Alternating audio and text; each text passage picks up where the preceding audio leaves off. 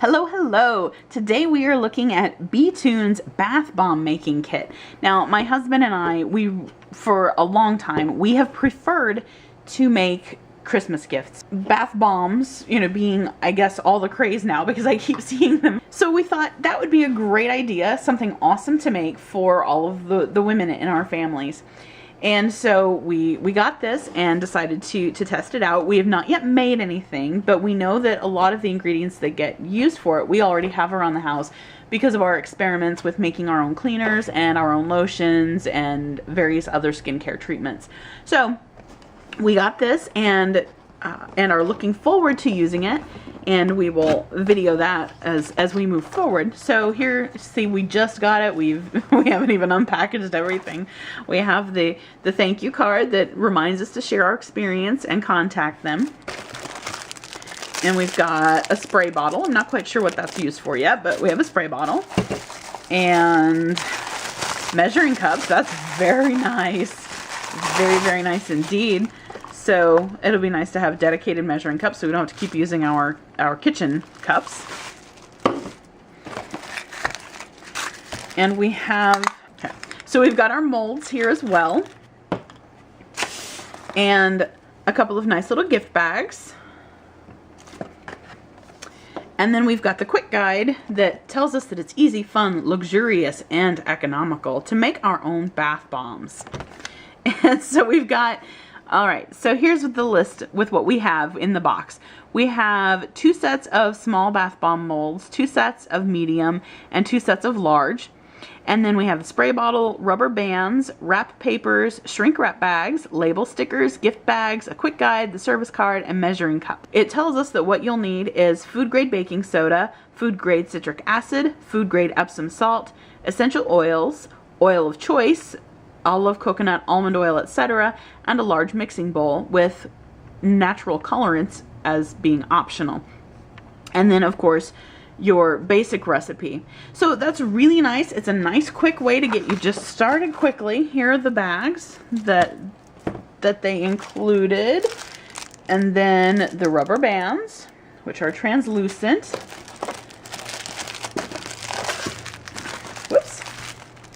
Ah, yes, and the tissue paper and the stickers. So again, it's a really, really nice, just quick little get you started guide. So you don't have the material here to make the bath bombs, so be aware of that.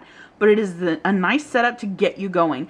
And again, let's see, the food grade baking soda, you can get that anywhere. We buy that in large bags at Sam's Club, or large plastic containers, either way you find it. Food grade citric acid, which conveniently enough we end up buying on Amazon, like we buy just about everything else because we live out in the country and don't have large stores next to us. So if we don't go to a warehouse store, if they don't have it at the warehouse store, then we buy it on Amazon. So we buy citric acid there, and food grade Epsom salt. And we also buy Epsom salt in boxes of bags, so 2 large bags per box at Sam's Club. But I'm not sure if it's food grade. I'll have to check on that. But if not, I'm sure we can find that on Amazon as well. Okay, I've gathered all of the ingredients together. Our citric acid, olive oil, and baking soda, essential oils, and also Epsom salts. They're out of camera frame. So we are going to get everything together and try making these. Here I've got the dry ingredients that we are going to whisk together, and then the liquid ingredients, which we are going to shake together and then combine the two.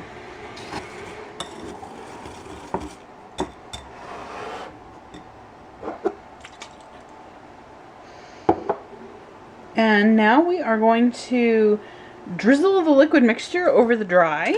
That should be interesting. And then mix it in until evenly combined.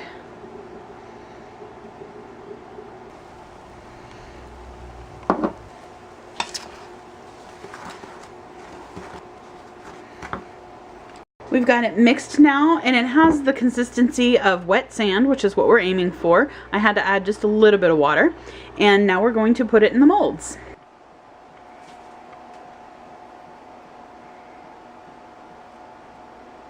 Rubber bands. You need rubber bands. So that is something to note, that you will need rubber bands. They are not included in the kit, but you will need them because, wait, well, they are in the kit. I just can't find mine at the moment. Okay. They're transparent. No wonder I couldn't find them. I hope they're different sizes because those are for the small ones. Okay, the rubber bands are for the small molds, not the large ones. So keep that in mind. They will not fit on the large ones.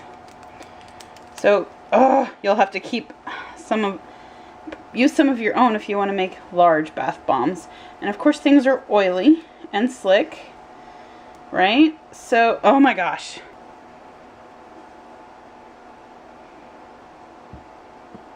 And I recommend actually figuring out what size you need it to be and then looping it over before you put it on the mold, because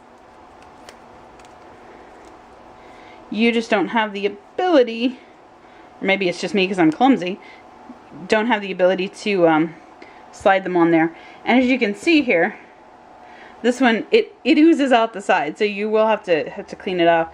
It tells you to mound it over the edge, but I apparently mounded too much, or my citric acid is really good. I have no idea. We'll see what happens. Here's a little tip. The rubber bands that come with the kit, unfortunately, are terrible. They are not large enough even for the small ones.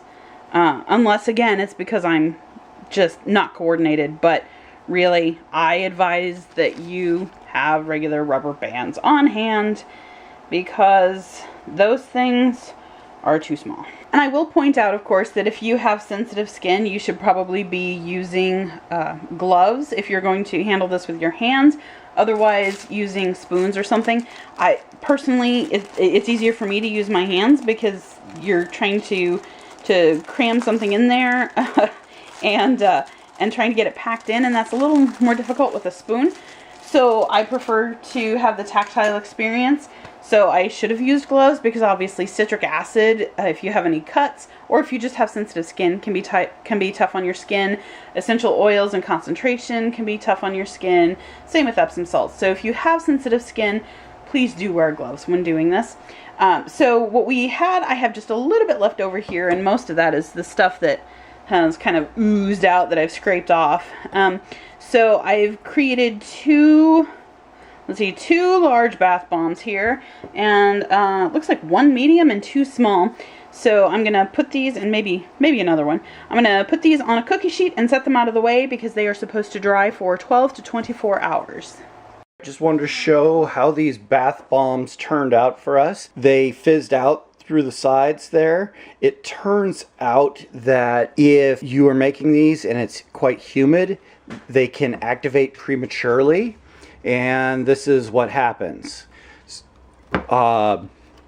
Threw some in the bathtub for the kids to have a bath, and they loved it. They loved how it fizzed, and they seemed to rest really well after those Epsom salts and lavender oil that we used.